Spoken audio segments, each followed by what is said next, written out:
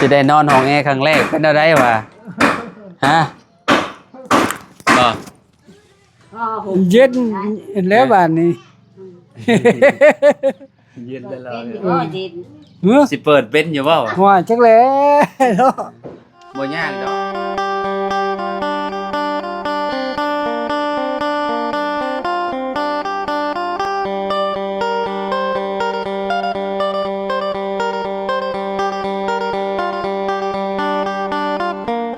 อ้าวกราบสบายดีและสวัสดีเนาะพ่อแม่พี่น้อง FC บัสสุขุสุคนพี่น้องเลยเนาะพอผมมาพอกันกับเฮาคือเก่าคือเดิมเนาะเพิ่มเติมคือเข้ามาทางบ้านไผ่เมืองเฉพาะเขตสวัสดิ์เขตพี่น้องเข้ามาและมาอัปเดต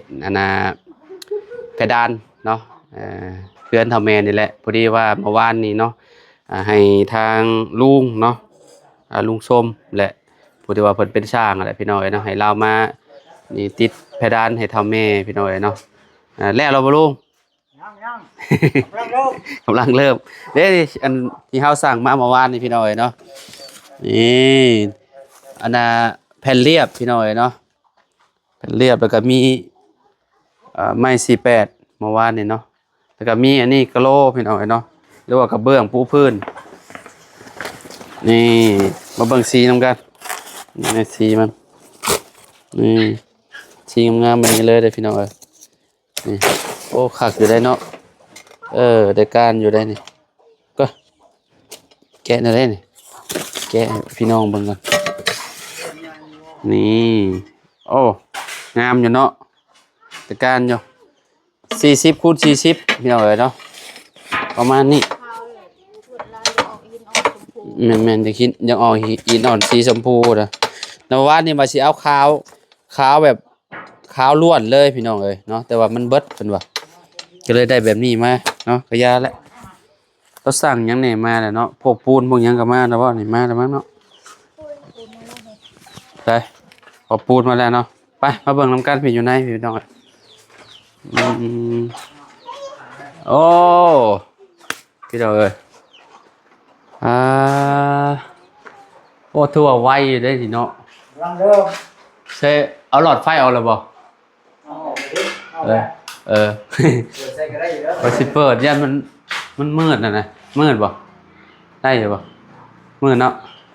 เยาแล้วได้อยู่โอ้เราเห็ดมือเดียวพี่หน่อยเนาะบ่ฮอดอันนั้นบ่จักเจ้าว่าหาก็มาเฮ็ดบ่จักนี่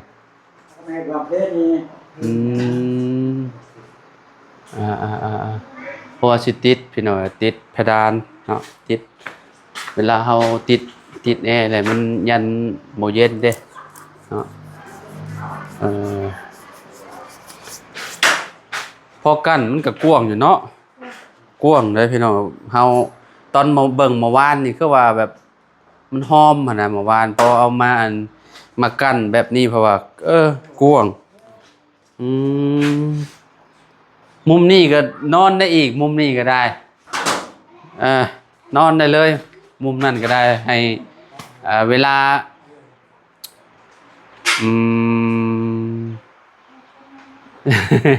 แขกคนมาก็นอนอยู่เทิงก็ได้มีแต่ญาติตัวเองก็แหละมาแล้วก็บ่อยากนอนเทิงแล้วก็เขามานอนอยู่นี่ก็ยังได้เลยถ้าแม่ก็ถ้าพ่อก็โตบ่ได้ใหญ่ปานใดนอนอันนี้ก็จะเป็นชุมเฮานอนก็ได้สมมุติว่ามาเวียงมาหยังกันนะพี่น้องเอ๋ยเนาะอยากนอนห้องนำตากับยายก็นอนน้องพลอยใส่เพราะว่าเพิ่นเวลาเพิ่นมายามร้อนนะโอเคเนาะกะว่าจังมื้อนี่สิแล้วอันติดตัวนี้อ๋อรวมๆกับติดกะโหลนี่บ่โอ้พอดีแหละเฮาลงมาแต่เหนือพอดีเลยเสียพี่น้องเอ้ยพอดีเลยได้โทรบอกทางสร้างติดแอร์เพิ่นมาติดให้พอดีว่าเพิ่นว่าต้องโทรบอกล่วงหน้ามื้อนึงเพิ่นว่าสิมาเพิ่นน่ะเพราะว่าเพิ่นสิสั่งเครื่องสั่งหยังมาให้นะมีหยังนี่เอามาแต่ใส่อีกนี่โอ้เปื้อนบ่เลยฮะส่งเสื้อเปื้อนบ่ได้ฮะเอาไว้เอามาพี่ไว้เอาไว้ มันเบิดแล้ว หมดแล้วบ่เอาประมาณนี้แหละพี่น้องเอ้ยเนาะ อัปเดตให้เบิ่งนำกันเนาะเมื่อวานยังบ่ได้เป็นรูปเป็นร่างมื้อนี้เป็นรูปเป็นร่างแล้วพี่น้องเนาะตากับยายก็บ่เคยนอนจักเทื่อพี่น้องเนาะครั้งแรกในชีวิต สิได้นอนห้องแอร์พี่น้องเอ้ยเนาะไปออกมาพี่ไปถามเฒ่าพ่อก่อนจักเล็กจักน้อยมื้อนี้เพิ่นอยู่เฮือนพอดีเลยพี่น้องเอ้ยมาพี่ปะพี่ทั้งเท่าแม่ก็เก็บหยังให้อันนี้ปอเก็บปักเสียนให้โอ้ไปเมื่อคั้นครั้งแรกเนาะสบายดีพี่น้องเด้อผู้นั่ง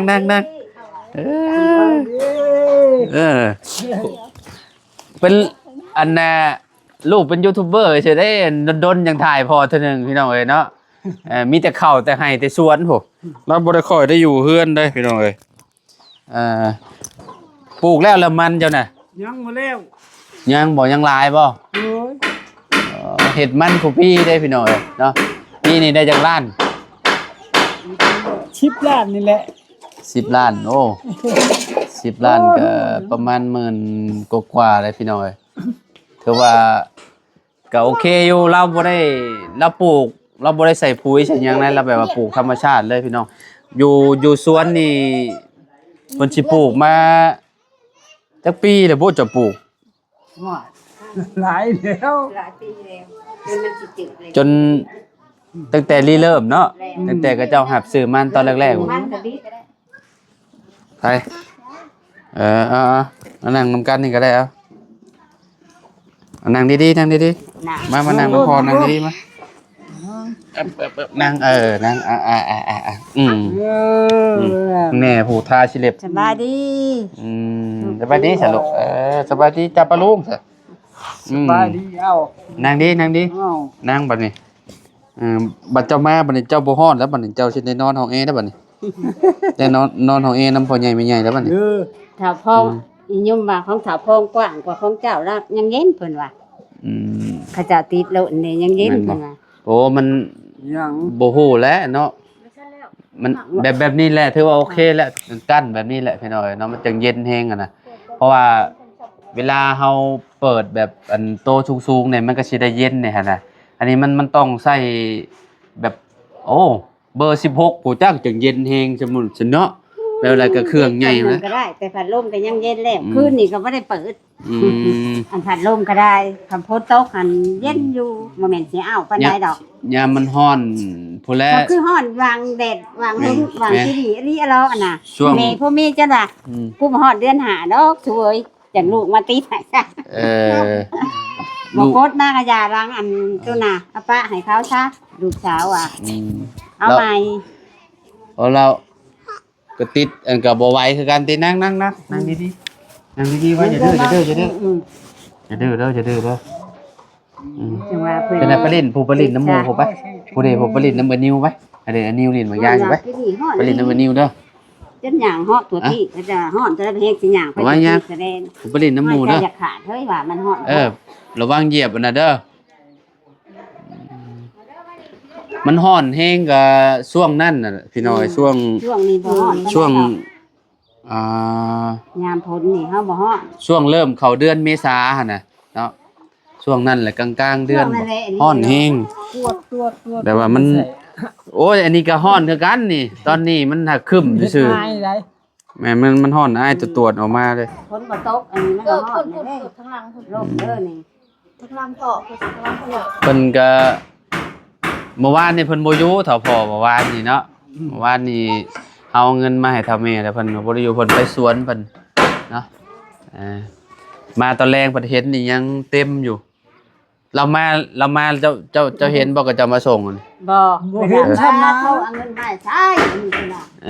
มันก็เบิดแล้วเงินบ่มีเงินพอดีซ้ํเพิ่นน่ะหน้าก็สิบ่แล้วเพิ่นว่าเรียกว่าเลขตากระยาได้ว่าสิรักไปชื่อได้ก็รู้บ่ได้บอกเพิ่นไปแรกว่าสิเอาเงินขายมันอะไรสิไปอันซื้อกะโลมาปูพื้นบ่ซื้อมาปะไว้บ่ทันได้ปูดอกบ่มีเงินก็บ่ปูว่าสิซื้อมาไว้บ่มีเงินจ้างก็ได้ติตักต่อใช้เบิดเลยว่า ใช่เบิดแล้วก็เบิดบ่ได้ว่าแล้วสิญาติไปชื่อสนอกก็บ่ได้บอกเพิ่นว่ากันแล้วตะกี้เอ้ยบ่มีเงินเพิ่นว่าตัวเองหักสิญาติหลักไปชื่อก็อีกจ้ะซื้อกะโลกับอันนี้กับแผ่นเรียบมาว่าเนี่ยเบิดไป5ล้าน200,000ประมาณ70กว่าพันพี่น้อยเนาะเกือบหมื่นบ่ได้เมื่อวานนี่เกือบหมื่นบาทประมาณ 9,000 กว่าแหละประมาณนี้แหละซื้อแล้วก็ให้ชุมเพิ่นไปซื้อนี่พร้อมปลูกปูนพวกเนี้ยแล้วก็ไม้4ปุ้ง48เบิดเท่าใดไม้48วันนี้แล้วเงิน4ล้านก็เหลือมาล้าน2แสนโอ้เบิดเท่าใดเบิด2ล้านปลายเนาะ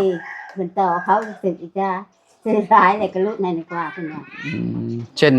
1880บ่ไม้48 80 85ติตะกี้เด้เนาะเช่นละ 30,000 พี่น้องไม้48แต่คุมื้อนี้บ่ได้แล้วแพงได้ตะกี้เรียนนี่เนาะมันแพงมันยังก็แพง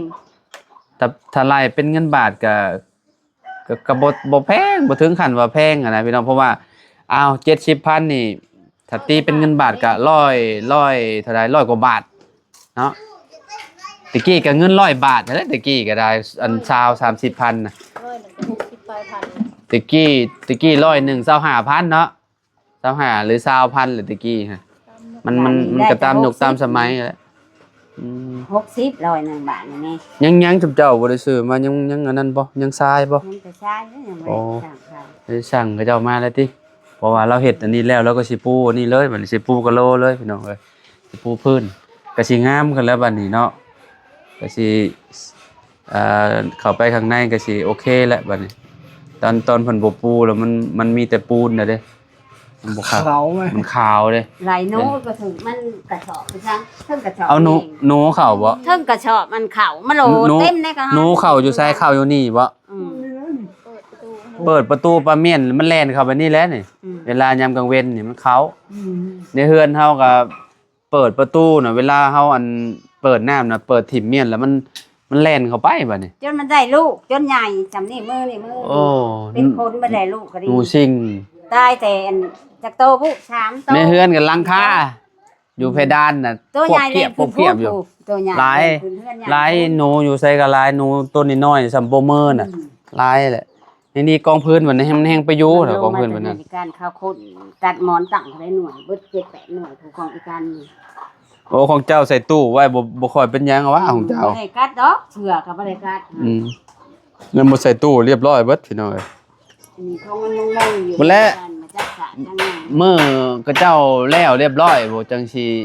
โทรสั่งให้ก็เจ้ามาติดให้ทางก็เจ้ามาติดให้เพิ่นพี่น้องเนาะเพราะว่าลุงชมเว้ากินนี่ว่าประมาณอาทิตย์นึงแล้วว่าจังแล้วแล้วว่าเฮ็ดสิได้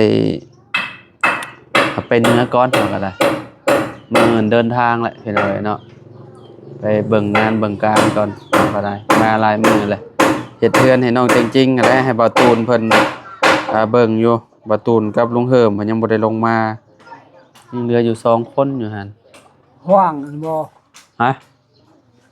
บ่เฮือนหาน่ะเติมนี่โอ้เฮือนหลังเบิ่งใหญ่นี่เฮือนเฮาครัวฮอดเฮือนเฮาบ่มีเดินเนาะกลัวฮอดเฮือนเฮาเฮือนกับเจ้าน่ะเฮือนหลังใหญ่แฮงเลยโอ้ให้สร้างเวียดเฮ็ดให้100กว่าล้าน130ล้านค่าสร้างแบบพระเจ้าของพระเจ้าเบิดพระเจ้าเอามาอันน่ะเฮ็ดให้เบิดเลยครับเอาบ่ได้ไปซื้อเครื่องมานะพระเจ้าเฮ็ดพระเจ้าก่อใกล้สิแล้วยังเหลือแต่ฉาบแล้วก็ติดประตูแล้วก็ปูกะโลงกบ่แม่นฉาบแล้วเบิดนะประมาณ15มื้อเพิ่นเว้าเพิ่นบอกไว้15มื้อแล้วแม่น15มื้อแล้วเพิ่นว่าเวียดเว้าเขาบ่เกิดมันได้พระเจ้าก่อไว้เด้พระเจ้าเฮ็ดแบบไว้เด้พระเจ้าเฮ็ดยอมรับพระเจ้าอยู่4มื้อพระเจ้าก็ทั่วแล้วพระเจ้าหับเมาเพื่อนพระเจ้าเฮ็ดหลังแบบหลังใหญ่ๆนะป๊อดสำพระราชวังก็จะเฮ็ดงามมาเลยพี่น้องเอ้ยเดี๋ยวมาถามความรู้สึกกับพ่อก่อนเป็นไดสิได้นอนห้องแอร์ครั้งแรกเป็นได้วะฮะบ่ เย็นแล้วบ้านนี้ เย็นแล้ว เป็นอยู่บ่เย็น เฮ้อ สิเปิดเป็นอยู่เปล่า ว่าจักแล้ว บ่ยากดอกเปิดน่ะอย่าให้เด็กน้อยซ้อนก็ได้ แป๊บๆเลยไหม มันก็คือรีโมทโทรทัศน์แหละมันสิมีตัวปิดเปิด ตัวปิดเปิดโต๊ะนั่นอยู่นำกันแล้วตัวเปิดกับปิดเปิดเนาะกับเบิ่งกันแหละพี่น้องเพราะว่าแต่ละอันหน่วยมันบ่คือกันเด้บางทีอันมันสิแยกก็มีคือของเฮาในเฮือนบ่ได้แยกกันนั่นน่ะคือแบบปิดกับอันเดียว เปิดกับอันเดียว เบิ่ เบิด งของเขาแม่เขามีเขาบ่ได้เบิ่งจักเทื่อ นึกว่าเบิ่งนึกว่า คือกันนั่นแหละ เห็นหน่อยแองก็บอกแล้ว บัดพุ่นแลบัดมื้อก็จะมาติดตั้งบัดแล้วจังว่ากันในจังสอนเพิ่นลูกสาวพี่น้อยเนาะเฮาก็เอ้ยเนาะเข้ามาเบิ่งพี่น้อยมาแรกๆว่าสิบ่ได้เข้ามาเลยว่าอันพอดีว่ามาปล่อยงูปล่อยหยังทางนี้พอดีเลยก็เลยแวะเข้ามาแล้วก็ทางซุมโรงเพิ่นเฮ็ดพอดีเลยพี่น้อยเนาะก็ประมาณเบิ่งไปเซโปนประมาณอาทิตย์พุ่นแหละเนาะคิดว่าอาทิตย์ปลายๆเพิ่นจะสิมาบัดนี้พี่น้อยเนาะฝนตกฟ้าลงก็เอาละยามให้ยามหน้าอะไรพี่น้อยเนาะมันฮอดเลยสิฮอดฤดูมันน่ะเด้เฮ็ดได้เนาะแป๊บเดียวนะ 4-5 เดือนบ่ฮอดติ 4-5 เดือนเนาะ3 เดือนเนาะประมาณ3 เดือนเข้า4 เดือนประมาณนี้แหละก็ลงเฮ็ดหน้าอีกคือเก่ามันฮอดเลยปีนี้จักสิจังได๋แหละคอยอย่างอื่นๆจะได้เรื่องเฮ็ดหน้าปีนี้ก็ได้โอ้พี่น้อยเนาะเอาจังใดก็ดีใจนำ2ตายายเพิ่นเนาะถ้าพ่อกับถ้าแม่พี่น้องได้ที่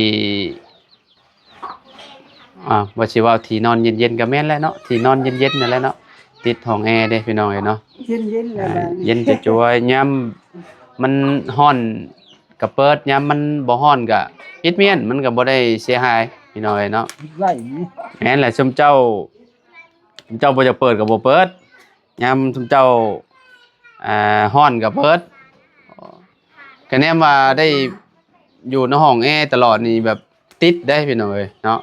แบบบ่เปิดก็จะเป็นอะไรนอนบ่หลับคือพลอยไซคือกันน่ะเพิ่นตั้งแต่เพิ่นเกิดมาพี่น้องอยู่ห้องแอร์เลยเนาะร้อนจำได้จำหนึ่งบ่ได้เพิ่น ระวังเด้อเพิ่นได้มีเวทปอด อยู่น้ำเอน้ำอาเพิ่นว่าโอ้ยพัดลมเฮาก็ยังเปิดว่ะ ฮะ เราบ่ใส่แบบซี่เวลานอนบ่ใส่เสื้อแบบนี้ แม่นก็เสื้อปกติใส่เสื้อแบบอันนั้นมันบ่เกี่ยวกันดอกเรื่องปอดเรื่องหยังน่ะพี่น้องเอ้ยเนาะเฮาเวลาเฮาหนาวเฮาก็ตุ้มผ้าห่มเนาะมันบ่ได้ยาก ย่างแม่ หนาวก็หมอดโลดได้บ่ได้ หนาวก็ปิดเมียนยากว่าซั่น แต่พัดลมเฮาก็ยังปิด มันสิดีกว่าพัดลมได้น่ะพัดลมมันจะมีแบบมันผัดเวลาเฮานอนน่ะมันผัดเข้าปากเข้าหยังเฮาอันนี้มันยังว่าแบบมันเย็นทั่วห้องแล้วเย็นแบบว่ามีแฮงหั่นน่ะซ่าเฮาดอกว่าเนาะคันแนนเปิดพัดลมเดี๋ยวจะแคะออกบ้านได้พัดลมอ่ะแต่นอกจากมันจำเป็นอะไรเอาไปเฮาบ่ได้นอนห้องแอร์แบบนี้นะเขาบ่ได้เปิดแอร์เฮาเปิดพัดลมเอายามนี้มันร้อนๆนี่ก็นอนห้องแอร์และดีที่สุดแล้วเนาะไปสักขอโตแหละพี่น้อยเนาะจังได๋ก็ก่อนอื่นเนาะขอบคุณทางไอ้น้อยหลายๆเด้อ มาช่วยจ้าเถื่อฝากเงินฝากค่าไม้อันใส่แอร์หาโชคดี มีแต่ความสุขความเจริญเนาะ มีแต่ความสุขความเจริญ เจ้าเฮ็ดงานหยังเฮ็ดงานหยังธุรกิจหยังก็ ให้ช่วยจ้าเถื่อ เอาให้ร่ำให้รวยบ่ให้ช่วยจักเทื่อเด้อทางไอ้น้อยเด้อเนาะที่ซอยครอบครัวน้องมาก็ขอให้ ร่ำรวยเนาะ เฮงๆปังๆเนาะพ่อเนาะแต่พ่อเรากับบ่เคยออกคลิปแบบจริงๆจังๆจักเทื่อมีแต่ถ่ายผ่านๆพี่น้อยเนาะบ่เคยมานั่งลมแบบนี้จักเทื่อใดพี่น้อยอันนี้ครั้งแรกเลยที่ว่าเรามานั่งแบบมานั่งนำดนหั่นน่ะแต่เก่าก็พูดแหละอยู่ให้อยู่สวนมื้อนี้บ่ได้ไปบ่ตอนแรง โอ้ บ่ไปเนาะ โหแล้วมัน อืม คำเลย คำเลยเนาะ